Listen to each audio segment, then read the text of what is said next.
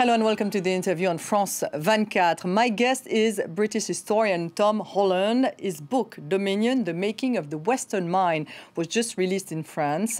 It's a historical book which shows the impact of Christianity upon the West. Bonsoir et merci beaucoup. Hello, thank you for being with us. Your book can be read like a novel. Why did you choose the legacy of Christianity to tell the story of the West? What does it say about our times? Tom Holland.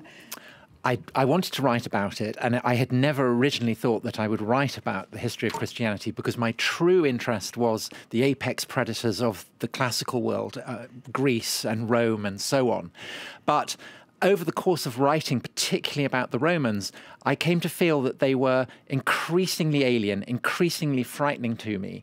And I began to wonder what was the process by which we changed from the civilization of Rome to the civilization that we have today. And the conclusion that I came to was that in almost every way, what makes us distinctive today reflects the influence over 2,000 years of the Christian story, of Christian theology, of the evolution of Christian doctrines. Christianity is the most powerful dominant cultural system in the world, you're right. The time is Christian. What does it say about this religion compared to the others? I think that there is a deep paradox in this kind of incredible power that Christianity has exerted, because the central symbol of Christianity is a cross, an instrument of torture that symbolized the power of the Roman state to put to death anyone who opposed it. And so at the heart of Christianity, its kind of molten heart, is this sense that, as Jesus himself said, the last will be first and the first will be last.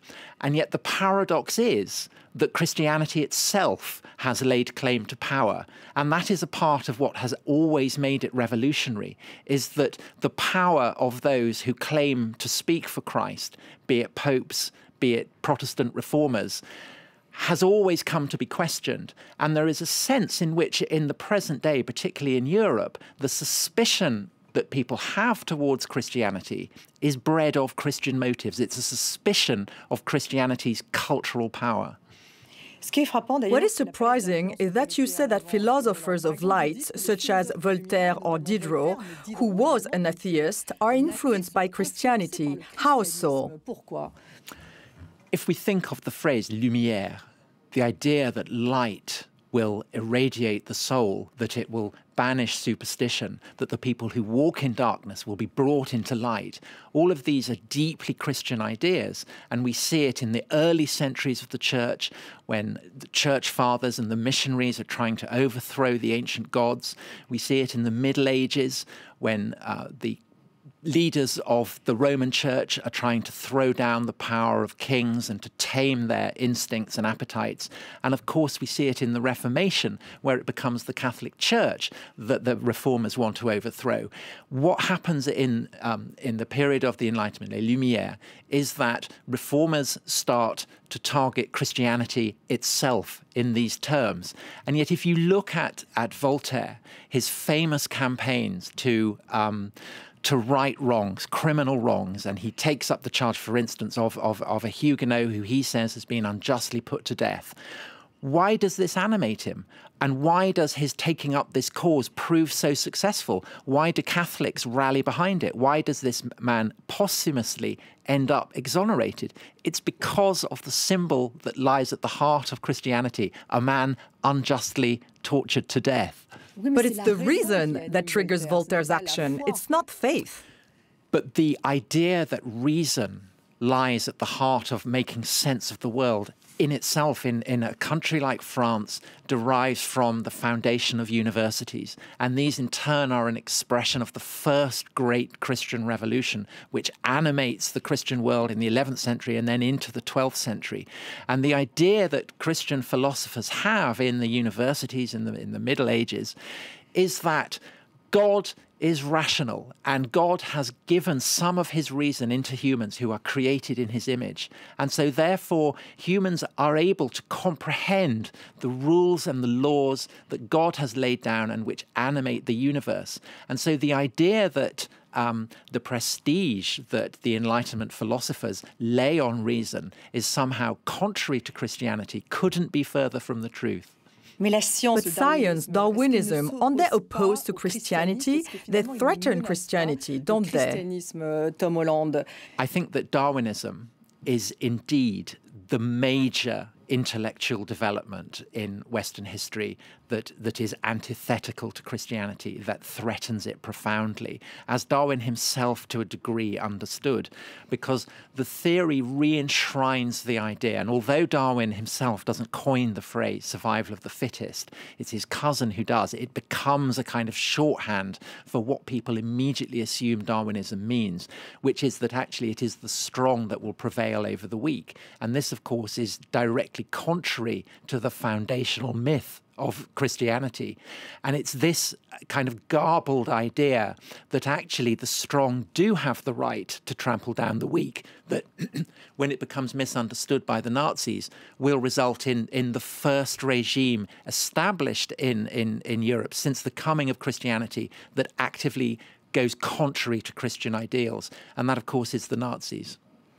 You write about Tolkien, who was a Catholic. You said the success of Lord of the Rings shows the victory of Christianity, but also its end. Why?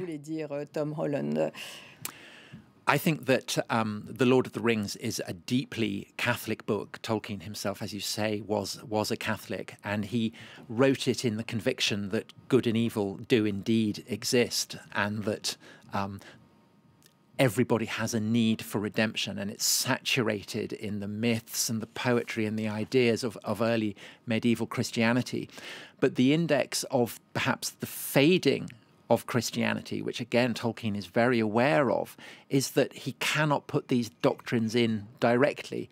The reason that Lord of the Rings has been so successful is that it enables people to read a text in which the foundational myths of Christianity, the idea of there being good and evil, are expressed, but not in an overtly Christian and doctrinal way. And I think that that is the power.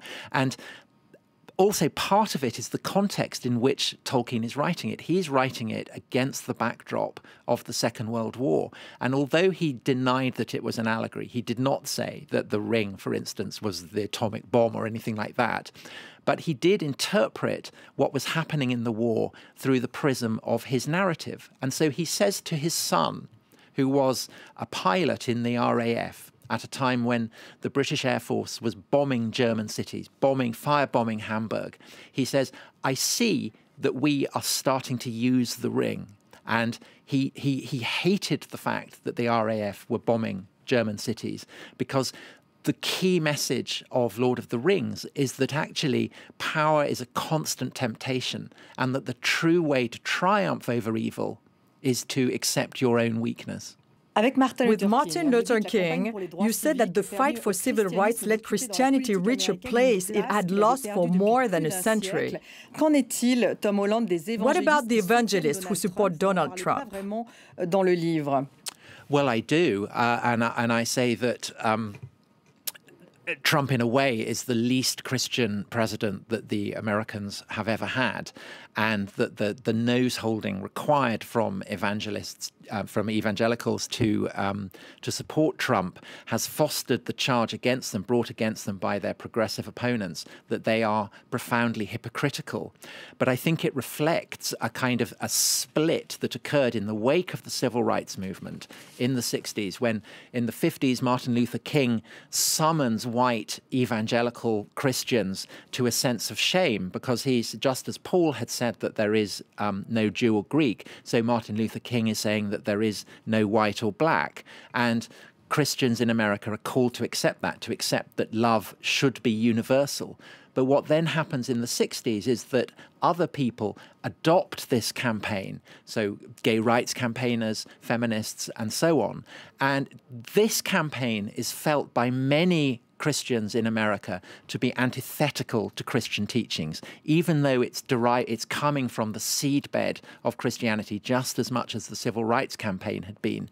And so particularly in America, over the past decades, we've seen a splintering that both progressives and of course evangelicals are drawing on this great moral inheritance that provides the seedbed of American culture, but they've come to see themselves as being inveterate opposites.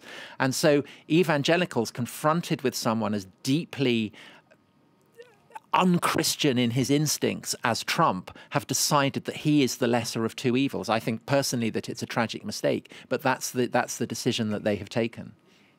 Thank you very much, Tom Holland, for being with us. Your book, again, Dominion, The Making of the Western Mind, was just released in French, of course.